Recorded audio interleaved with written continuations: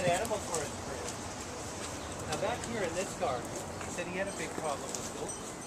As you guys come up here, you'll notice he built the planter with all the tabs turned on. He'd tell people the wind would blow through here, it'd whistle and scare gophers. He wouldn't have to poison them. But you guys start looking around, I'm thinking that's just a good excuse to take another coffee break. So it's not working, we get invaded by gophers. And then he did actually own the property next door. Now when he lost that lot in the 60s, nothing was there. They said when the lot went up for sale, anybody looking at it would set it off. Most people were original owners. They came here in 72. That lady Charlotte, she said the first day she's living at the lot, I guess our walked up, spit a big wad of tobacco on her shoe. And she said, you know, that kind of shocked me. But she said, when I looked up at his face, he had this crazy twisted up look. She said, I couldn't help it. I started laughing at him. She said after I started laughing, he jumped back, held up both hands, said, you're it. And he actually ended up helping her husband survey the land to build a house. They tell me when he lived here, they'd never close the gate. That gate used to stay open. So those people liked him and he still lived there. But Charlotte, he said he was like a kid. He said he was always teasing or sizing people up. If you get annoyed or mad at him, she said he'd never leave you alone. He'd give you a bone or something. But he drove half the people in town crazy. But then he couldn't waste any time. This was a drumming cut. To a wheelbarrow.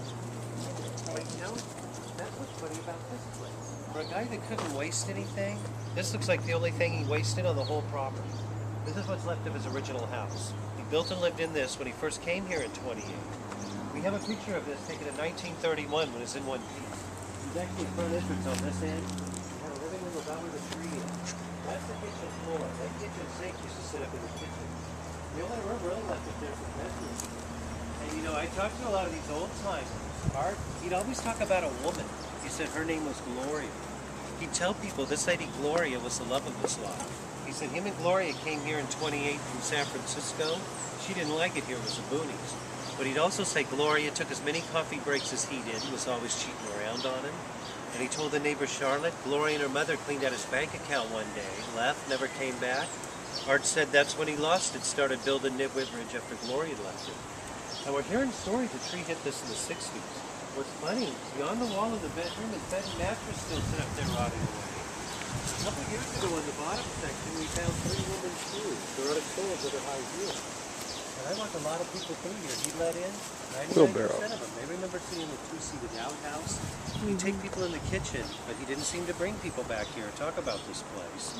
The neighbor Charlotte, she said all he'd ever call this was his louse house. So I think maybe Gloria turned him into Captain Nitt Witt. Yeah, but it's funny to me, you think the guy would salvage the wood or something. For whatever reason.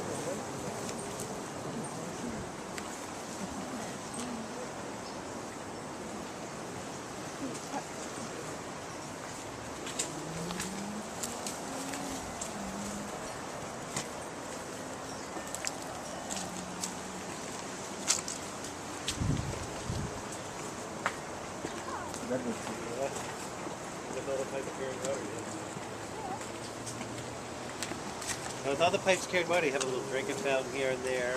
But then I'm kind of glad it doesn't work. He did run electricity everywhere with lights, wires all over the place. Yeah. Drinking fountain.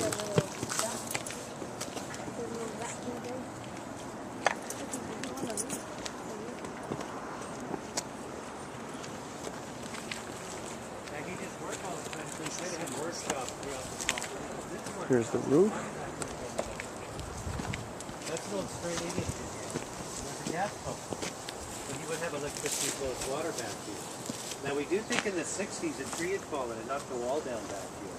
When all this vegetation dies off at the end of summer, embedded in the hillside there's engines, gas tanks, washing machines, tires.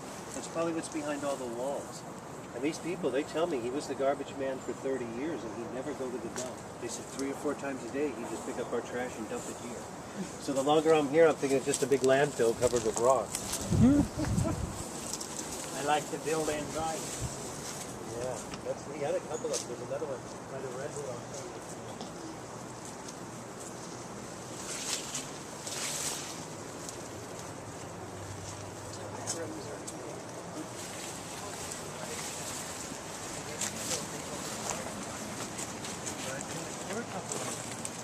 Said he's up with that 40 years ago. He said the day he was up there, his friend got married in a woman. And I'll hear crazy stories. It was in the 60s and 70s. Highway was full of hippies. This is a hippie man. So I don't think we're actually getting married in the wedding chapel. He was saying they were. But so longer I'm here, I think he might have been marrying him for more building materials. I have a feeling he'd buy him beer, he'd do anything. But he'd always call that his wedding chapel. But if you guys watch your step, I'll take you on up here to the top.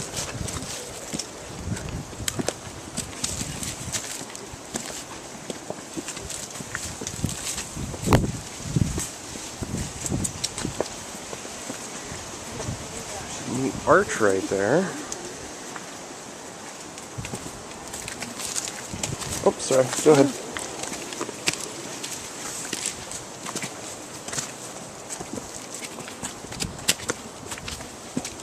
Whoa. I know it's kind of like keeps you like busy. Trying to keep some footing here. Another bathtub.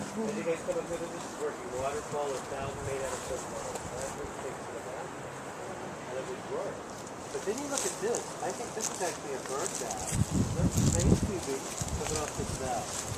I think he turned the bird bath on here, and I think he turned his fountain or waterfall on right here, but all this stuff used to work. The waterfall.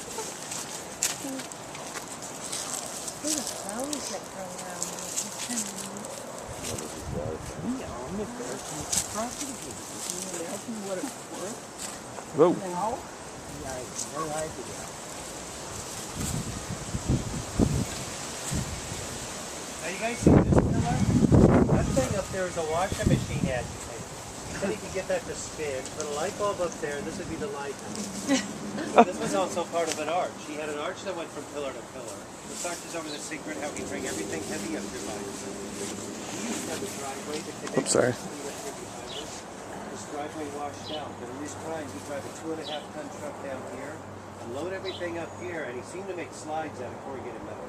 He would touch that from end to end, and he would slide everything heavy from top to bottom. But you know what he didn't need or use, he buried. This actually comes out of the ground. Sometimes we get nice pieces of tile, but mostly it's been old metal junk and car parts.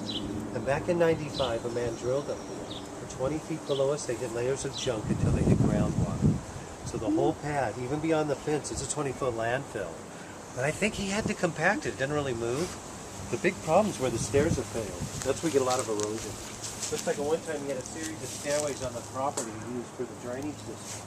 And then he had the handrails as the water supply.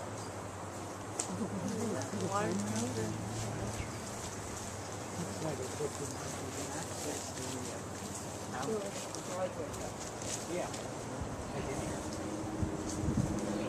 Lighthouse. Neat.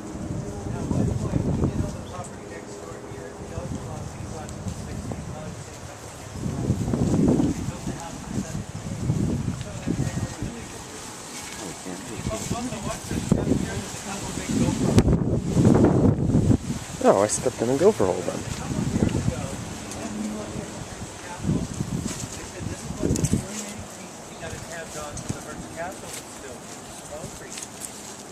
And we have recording. Art said when he came here in the early days, he owned his truck. He was saying they hired him at the castle for a couple years to haul stuff away where they're building the place. But people tell me when Nitt Witt Ridge was all put together, he had some nice stuff, most of it's gone. But they do say this is one of the few remaining pieces from the Hertz Castle still here. And then I don't know if any of you guys can guess what those three metal things are on that roof pillar. There's a clawfoot. Yeah. Claw Claw feet tubs. from bathtub legs turned Yeah. upside down. But a kid, they probably look like a cobra head, a face. I get all kinds of crazy stuff on that thing. It does. But you guys, watch your step going down. It's kind of steep.